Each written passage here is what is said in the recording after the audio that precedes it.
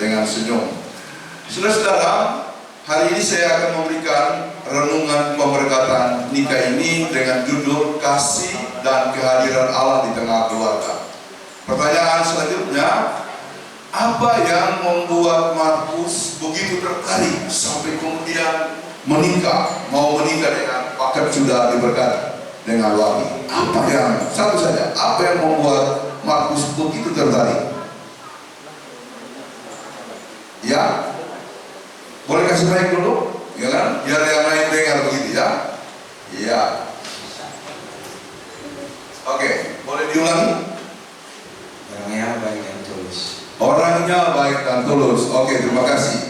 Beri aplaus ya atas jawabannya ya.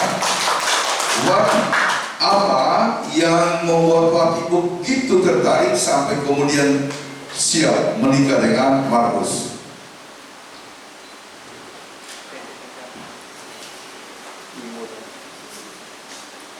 Apa? Satu saja. Tidak usah banyak, tidak usah banyak. Tidak. Gemes. Silakan. Apa yang membuat Wati begitu tertarik sampai hari ini kemudian menikah dan menjadi istri dari Markus? Dia menerima kekurangan dan kelemahan. Oh, begitu, beri aplaus juga ya. Hari ini pemberkatan ini adalah karunia Tuhan buat saudara berdua. Dan berkat Tuhan itu sama besarnya dengan keluarga-keluarga yang lain. Berkat Tuhan itu tidak ada yang kurang, tidak ada yang kecil. Berkat Tuhan itu selalu besar. Karena itu orang Kristen kalau menikah harus diberkati, diteguhkan dan diberkati, supaya setiap perjalanan keluarga itu adalah perjalanan berkat dari berkat ke berkat, dari karunia ke karunia. Nah, hari ini saya akan menyinggung soal kasih. Tentang kasih Allah adalah dasar hubungan suami istri. Dalam bimbingan-bimbingan kemarin itu sudah ditekankan. Dan kasih Allah itu tanpa syarat. Ya, dikatakan begini dalam 1 Yohanes 4 ayat 7 sampai dengan ayatnya yang ke-12. Tapi saya baca ayatnya yang ke-11 begini. Ayatnya yang 10. Inilah kasih itu, bukan kita yang telah mengasihi Allah, tetapi Allah yang telah mengasihi kita dan yang telah mengutus anaknya sebagai pendamaian bagi dosa-dosa kita. Jadi bukan kita yang lebih dulu mengasihi Allah, Allah lebih dulu mengasihi kita. Jadi kalau sebentar sudah menjalani kehidupan berkeluarga, prinsip kita harus lebih dulu mengasihi sesama karena Allah lebih dulu mengasihi kita. Jadi jangan saling tunggu soal mengasihi ya. Harus ada semacam inisiatif dan proaktif ya dari masing-masing pasangan. Yang berikut, kasih Allah itu membentuk sifat dan suasana dalam keluarga. Kolose 3 ayat 12 sampai 14 saya bacakan begini. Karena itu sebagai orang-orang pilihan Allah yang dikuduskan dan dikasihinya, kenakanlah belas kasihan, kemurahan, kerendahan hati, kelemah lembutan dan kesabaran. Sabarlah kamu seorang terhadap yang lain. Dan ayatnya yang ke-14, di atas semua itu kenakanlah kasih sebagai pengikat yang mempersatukan. Tidak ada kekuatan yang paling kokoh kuat mempersatukan selain kasih Allah.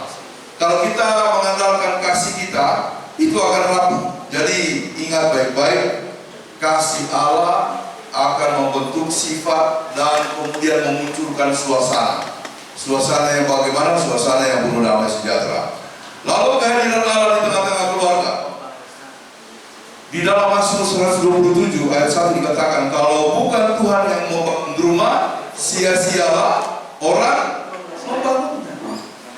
Keluarga itu adalah institusi yang dikehendaki dan dibentuk oleh Tuhan. Jadi Allah hadir itu kita perlukan, karena hanya Dia yang bisa membangun keluarga kita.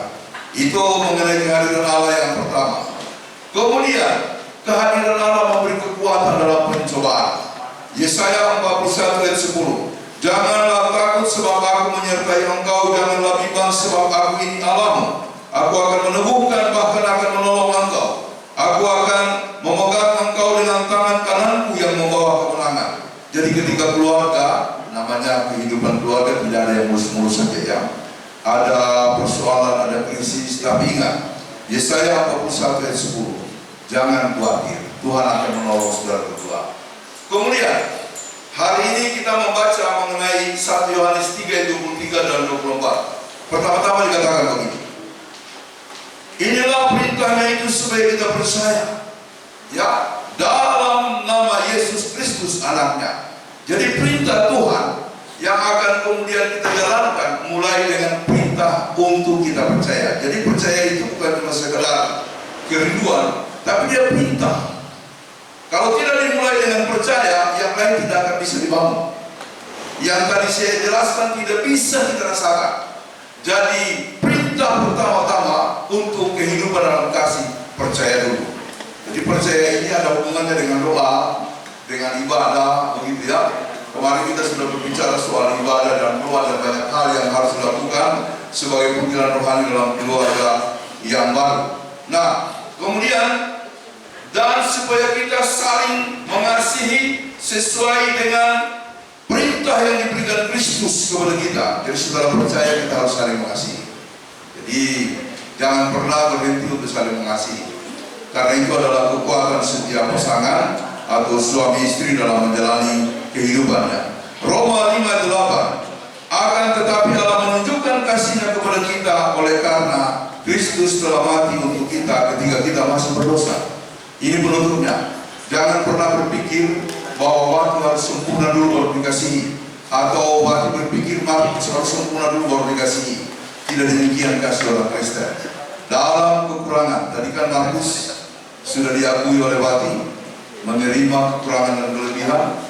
Lalu Markus mengakui Wati, dia tulus menerima Markus apa adanya.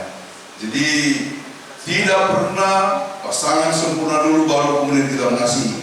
Dasarnya adalah karena Kristus telah mengasihi kita ketika kita masih berdosa. Bukan kita sudah sempurna atau suci, tapi ketika kita masih berdosa. Selamat menjalani kehidupan keluarga, saling topan dan saling mengasihi dimanapun berada. Kami sudah mengajukan pertanyaan kemarin waktu awal pertemuan. Ini pernikahan mau dijalani 2 tahun, 10 tahun, 20 tahun? Kata mereka selamanya. Amin. Ada amin?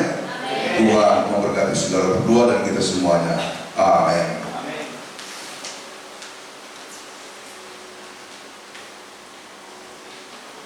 Mari kita bangkit berdiri.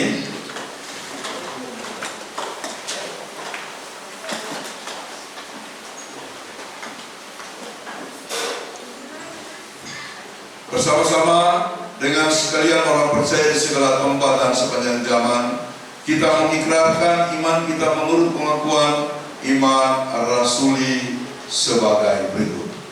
Aku percaya kepada Allah, Bapa yang Maha Kuasa, Hari Langit dan Bumi, dan kepada Yesus Kristus, Anaknya yang tunggal Tuhan kita, yang dikandung dari Roh Kudus, lahir dari anak darah Maria, yang menderita di bawah pemerintahan Pontius Pilatus, disalibkan, mati dan dikuburkan, turun ke dalam kerajaan Allah. Pada hari yang ketiga, bangkit pula dari antara orang mati, naik ke surga, duduk di sebelah kanan Allah, Bapa yang Maha Kuasa, dan akan datang dari sana untuk menghakimi orang yang hidup dan yang mati.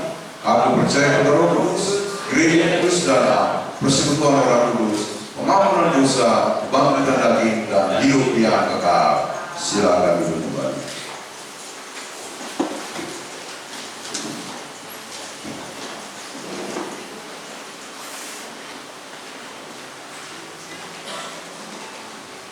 Marilah kita memberi persembahan sambil mengingat firman Allah.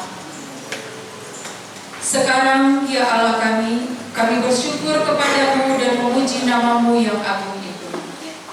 Sebab siapakah aku ini dan siapakah bangsaku, sehingga kami mampu memberikan persembahan sukarela seperti ini. Sebab daripadamulah segala-galanya dan dari tanganmulah sendirilah persembahan yang kami berikan kepadamu. 1 Tawarikh 29